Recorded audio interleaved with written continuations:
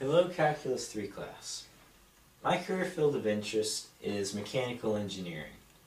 Mechanical engineering is a very broad topic.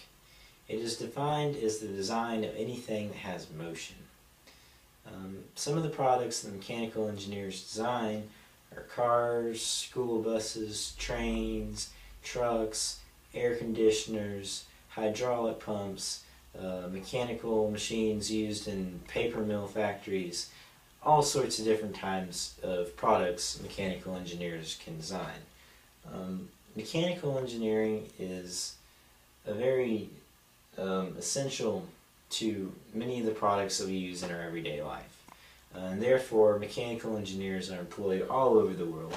And it's a great job to have because there's a large flexibility in the occupations that you can be. I mean, you can be a pinball machine maker or you can work on rocket ships. It's a very diverse career field for the same skill set, relatively. If you're planning on majoring in mechanical engineering, you'll at least need to take linear algebra and differential equations as future math courses. Work is a very important concept in mechanical engineering. It's defined as a distance times a mass.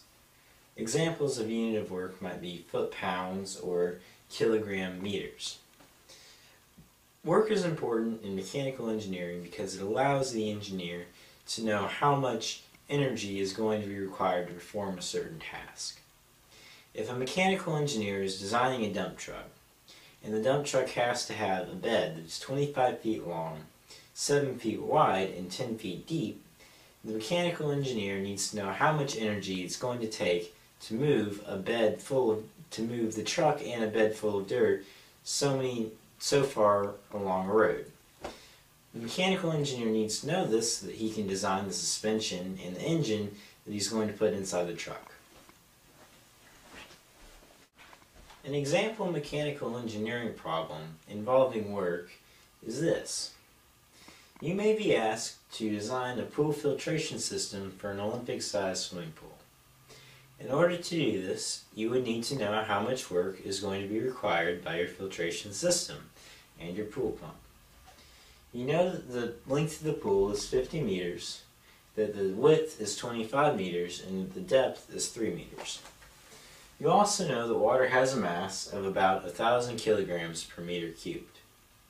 With this information, you can multiply 1,000 kilograms per meter cubed by 25 meters, by 50 meters, by 3 meters minus h, which is going to represent our variable, which is the depth. When we multiply these figures together, we get 3,750,000 kilograms minus 1,250,000 kilograms h over meters. We can then put this into an integral, with our bounds being 0 to 3 meters, which is our depth. And once we integrate the problem, we get 3,750,000 kilograms h minus 625,000 kilograms h squared over meters.